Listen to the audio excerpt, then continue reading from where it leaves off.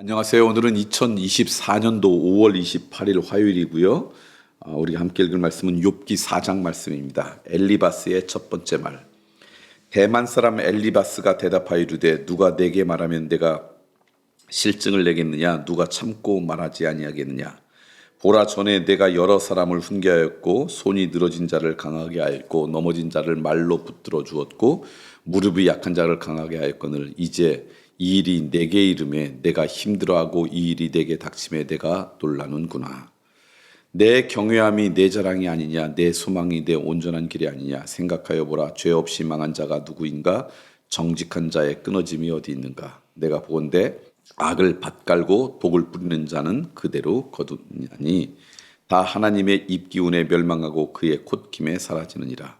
사자의 우는 소리와 젊은 사자의 소리가 그치고 어린 사자의 이가 부러지며 사자는 사냥한 것이 없어 죽어가고 암사자의 새끼는 흩어지느니라. 어떤 말씀이 내게 가만히 이르고 그 가느다란 소리가 내 귀에 들렸었나니 사람이 깊이 잠들 즈음에 내가 그 밤에 본 환상으로 말미암아 생각이 번거로울 때 두려움과 떨림이 내게 이르러서 모든 뼈마디가 흔들렸느니라. 그때 영이 내 앞으로 지나매 내 몸에 털이 쭈뼛하였으니라. 그 영이 서 있는데 나는 그 형상을 알아보지도 못하여도 오직 한 형상이 내 눈앞에 있었느니라. 그때 내가 조용한 중에 한 목소리를 들으니 사람이 어찌 하나님보다 의롭겠느냐?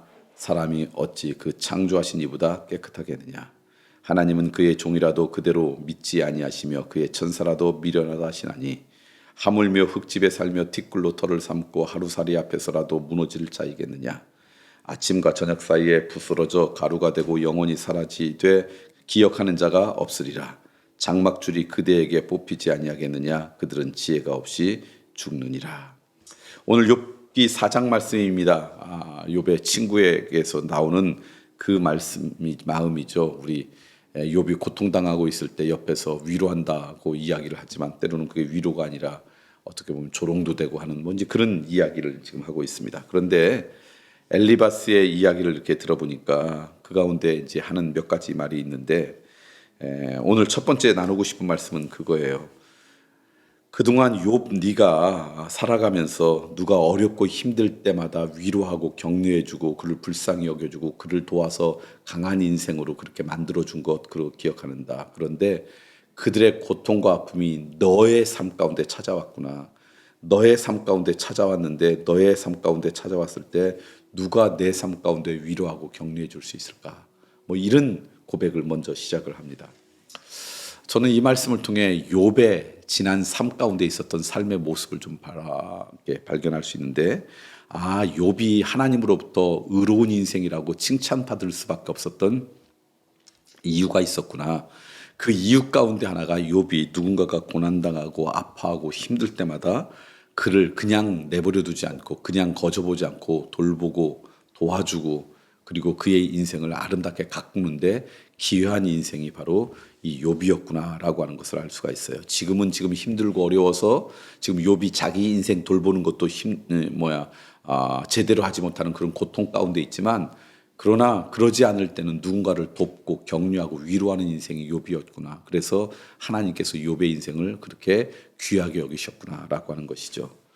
여러분 기억하십시오. 살아가면서 누군가를 위로하고 격려하고 그의 인생을 세워주는 인생, 그것은 하나님께서 정말 기뻐하시고 존귀하게 여기시는 삶입니다. 저는 여러분들의 삶을 통해 여러분의 주변에 있는 사람을 위로하고 격려하고 세워주고 그를 정말 어렵고 힘들 때마다 버팀목이 되어줄 수 있는 그런 은혜가 여러분의 삶 가운데 있다면 얼마나 좋을까.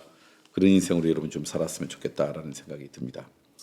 그 다음에 이제 욥이 이제 이 고통 가운데 지금 있거든요. 그 고통이 얼마나 큰지 그 고통을 쭉 이 친구를 통해서 이야기를 합니다.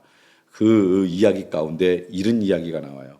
그 영이 서 있는데 나는 그 형상을 알아보지도 못하여도 오직 한 형상이 내 눈앞에 있었느니라. 그때 내가 조용한 중에 한 목소리를 들으니 사람이 어찌 하나님보다 의롭겠느냐? 사람이 어찌 그 창조하신 이보다 깨끗하겠느냐? 그러니까 이를 위로하고 격려하고 깨닫게 하는 말씀이 들렸는데 그 깨닫게 하는 말씀이 언제 들렸나 보니까 내가 조용한 중에 한 목소리를 들었다. 그렇게 표현하고 있어요. 그렇습니다.